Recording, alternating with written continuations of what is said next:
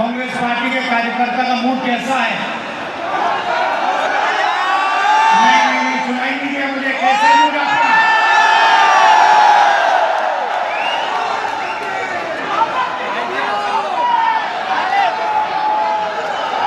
आप लोग जो हमारे जमीनी कार्यकर्ता हैं, जिनके खून में, डीएनए में कांग्रेस पार्टी है, जो हमारे बब्बर शेर हैं,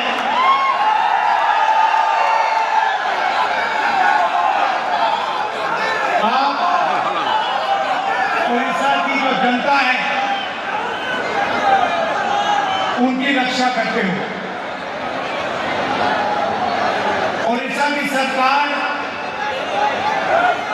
का सिर्फ एक काम है, उड़ीसा का जो धन है उसको उड़ीसा की गरीब जनता से चोरी करने का काम आपकी सरकार सिर्फ यही करती है। पहले बीजेपी की सरकार ये करती आई, अब बीजेपी की सरकार यही काम कर रही है।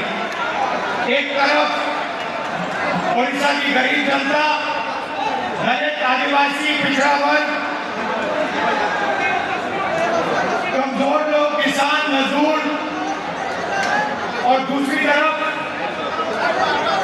5-6 अरबपति और बीजेपी की सरकार, ये लड़ाई हो रही है। और इस लड़ाई में कांग्रेस पार्टी का कार्यकर्ता जो है वही इस लड़ाई को उड़ीसा के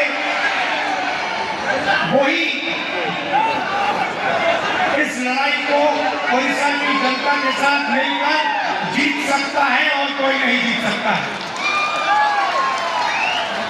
भाइयों बहनों, बीजेपी पूरे देश में संविधान पर आक्रमण कर रही है।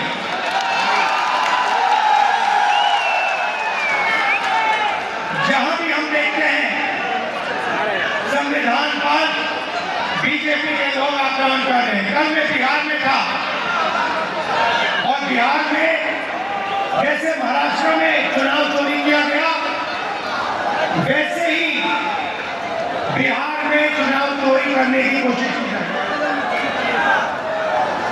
वैसे ही बिहार में चुनाव चोरी करने की कोशिश की जा रही है और चुनाव चोरी करने के लिए इलेक्शन कमीशन ने नई साजिश शुरू की है। इलेक्शन कमीशन बीजेपी का अंग का काम कर रहा है, अपना काम नहीं कर रहा है। महाराष्ट्र में लोकसभा और विधानसभा के बीच में 1 करोड़ नए वोटर आ गए। आज तक किसी को नहीं मालूम ये वोटर कौन थे और कहां से आए। हमने इलेक्शन कमीशन से एक बार नहीं अनेक बार कहा है, आप हमें वोटर लिस्ट दीजिए, आप हमें वीडियोग्राफी दीजिए।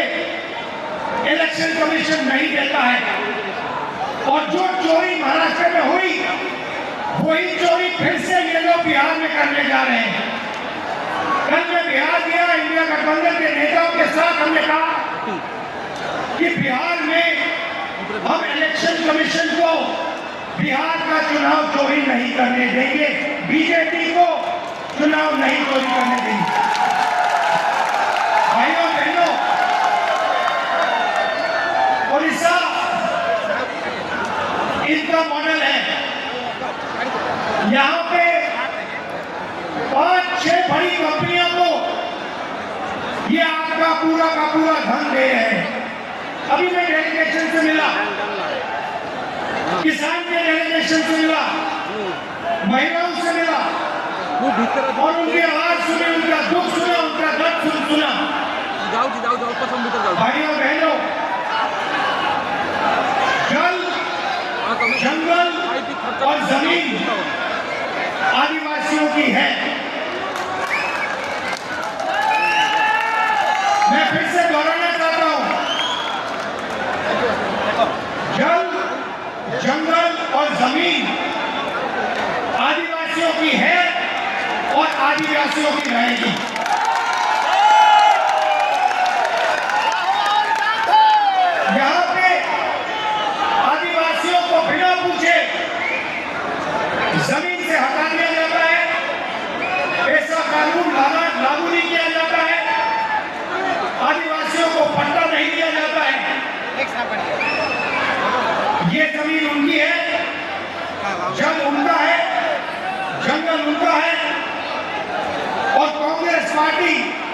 कानून लाई, ट्राइबल बिल लाई, और इन कानूनों को हम लागू करके दिखाएंगे और आदिवासियों को उनकी जमीन वापस दिलाएंगे। विकास भाइयों बहनों, विकास 2-3% के लिए नहीं होता है। विकास 2-3 अरबपतियों के लिए नहीं किया जाता है। विकास ओडिशा की जनता के लिए किया जाना चाहिए, गरीब लोगों के लिए किया जाना चाहिए, किसानों के लिए किया जाना चाहिए। यहाँ की सरकार 24 घंटा आपका धन, आपका जंगल, आपकी जमीन आपसे छीनती है, आपको जमीन से हटा देती है, आपको सही मुआवजा नहीं देती है, आपको धमकाती है, आपको डराती है। और मैं यहाँ से कहना चाहता हूँ, हमारे आदिवासी भाई हो, हमारे किसान हो, हमारे मजदूर हो, जिन पर भी सरकार आक्रमण कर रही है, जिनके खिलाफ अत्याचार हो रहा है, उनके साथ कांग्रेस पार्टी के सारे नेता खड़े हुए हैं। मैं खड़ा हूँ और मैं आपसे कह रहा हूं कि जो आपका पट्टा है वो आपको कांग्रेस पार्टी दिलाएगी। अंत में कांग्रेस पार्टी ये काम करेगी। नरेंद्र मोदी जी एक नई योजना लाए थे। पूरे देश में उन्होंने फसल बीमा योजना, एक नई योजना लागू की थी। उन्होंने कहा था कि जब किसानों को मुश्किल होगी, तूफान ओले से उनका नुकसान होगा, तो ये नई योजना उनकी मदद करेगी। और उन्होंने क्या किया? उन्होंने आपसे पैसा लिया, गरीब जनता से, गरीब किसानों से पैसा लिया, प्रधानमंत्री बीमा योजना के लिए सरकारों से पैसा लिया, सेंट्रल गवर्नमेंट से पैसा लिया, और वो पैसा उन्होंने उन्हीं 3-4 बड़ी कंपनियों को दिलवाया। आज सच्चाई है कि जब आंधी आती है, तूफान आता है, ओला गिरता है, किसान को मुआवजा नहीं मिलता। हजारों करोड़ रुपए नरेंद्र मोदी जी ने किसानों का पैसा, स्टेट सरकारों का पैसा, यूनियन दिल्ली की सरकार का पैसा उठाकर इन कंपनियों को दिया, मगर ये कंपनियां जब आपका नुकसान होता है, आपका पैसा वापस आपको नहीं देती है। ये सच्चाई है। और उड़ीसा में किसी भी किसान से आपने पूछ लीजिए, जहां भी यहाँ पे नुकसान होता है, आंधी आती है, तूफान आती है, आप जाके पूछिए, किसान से पूछिए, क्या आपको बीमा योजना का पैसा मिला? नहीं मिला। और एक आवाज से उड़ीसा के सारे किसान आपको जवाब देंगे कि हमें पैसा नहीं मिला, हमारा पैसा चोरी किया गया, हमारा पैसा बीमा योजना में हमें नहीं मिलता। मैंने शुरुआत में कहा कि ये कॉन्स्टिट्यूशन के खिलाफ, संविधान के खिलाफ आक्रमण है। संविधान गरीबों की रक्षा करता है, संविधान किसानों की रक्षा करता है, मजदूरों की रक्षा करता है। संविधान में कहीं नहीं लिखा है कि ये देश अदानी का है, अंबानी का है, अरबपतियों का है। ये आप संविधान खोल के देखिए, इसमें लिखा है कि ये देश हर नागरिक का है, इसमें हर व्यक्ति को एक वोट मिलेगा।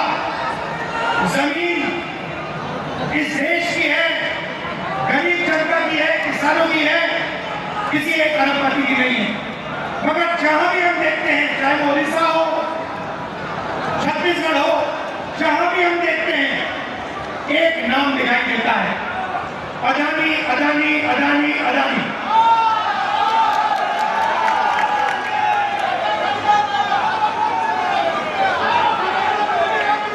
मतलब अदानी जी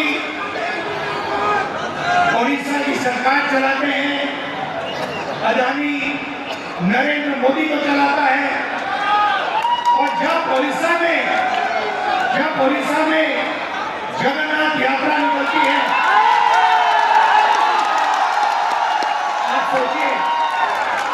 आप सोचिए रथ निकलता है,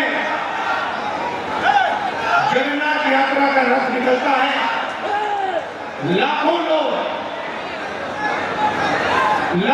उसको देखते हैं, उसके पीछे चलते हैं और फिर एक ड्रामा होता है, रथ को अदानी जी और उनके परिवार के लिए रोका जाता है।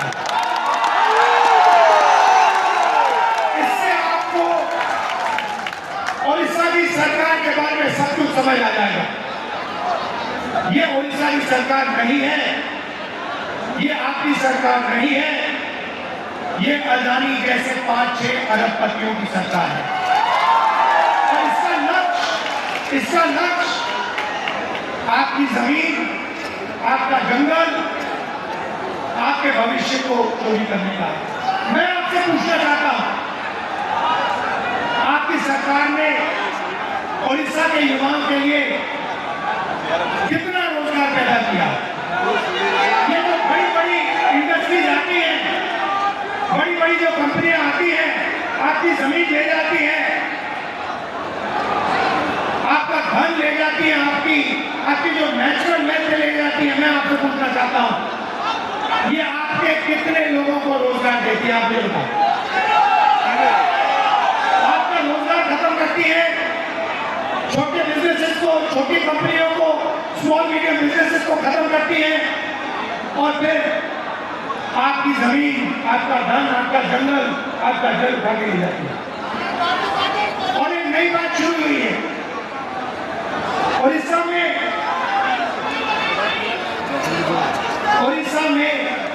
40,000 से ज्यादा महिलाएं गायब हो गई हैं।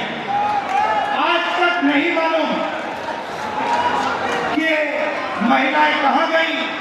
महिलाओं के खिलाफ हर रोज यहां अत्याचार होता है, रेप होता है, बलात्कार होता है हर रोज। उड़ीसा में 15 महिलाओं का बलात्कार होता है और आपकी सरकार को कुछ लेना देना नहीं। आपकी सरकार सिर्फ 24 घंटे आपका खून चूसती है, आपकी जमीन छीनती है। ना उनको महिलाओं से कुछ लेना देना, ना उनको रोजगार दिलवाना है, ना उनको युवाओं से कुछ लेना देना। इसलिए हम यहाँ आए हैं और मैं आपको मैसेज देना चाहता हूँ कि चाहे मैं हूँ या कांग्रेस प्रेसिडेंट हो या कांग्रेस पार्टी के कोई भी नेता हो, हम यहाँ आपके साथ खड़े हैं। जब भी आपको मुझे बुलाना हो, जहां भी आपको मुझे ले जाना हो, मैं इस सरकार के खिलाफ लड़ना चाहता हूं और इस सरकार को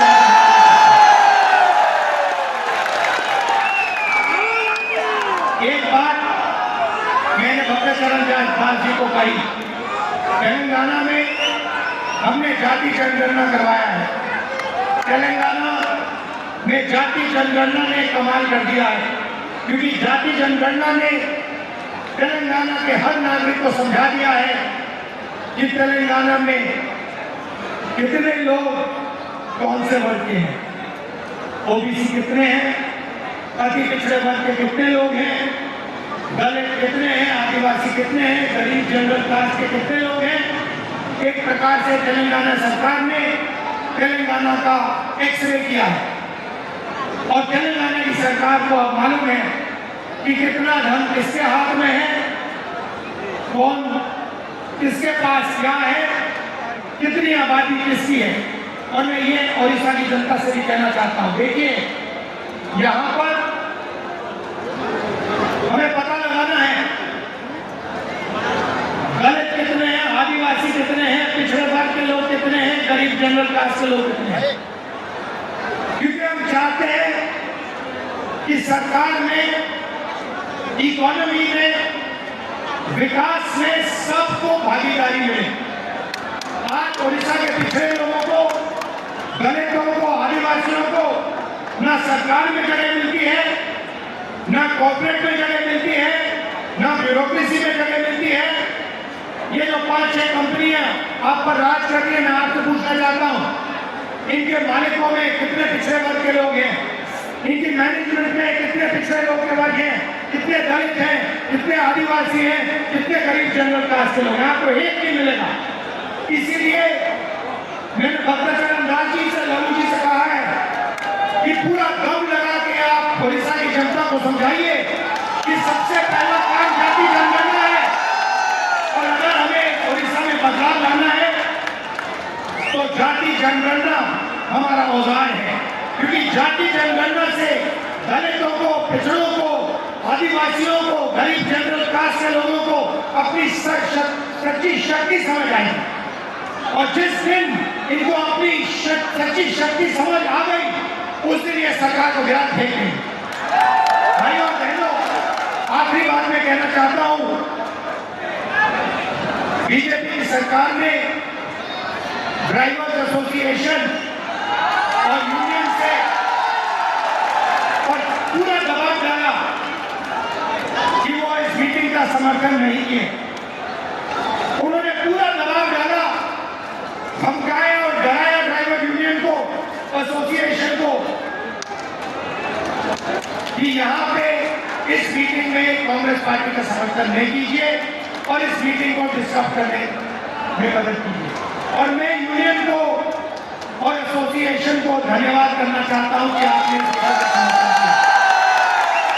और मैं इस स्टेज से कहना चाहता हूं कि सरकार को ड्राइवर एसोसिएशन और यूनियन की आवाज सुननी चाहिए और जो उनकी जेन्युइन डिमांड है उन्हें पूरा करना चाहिए।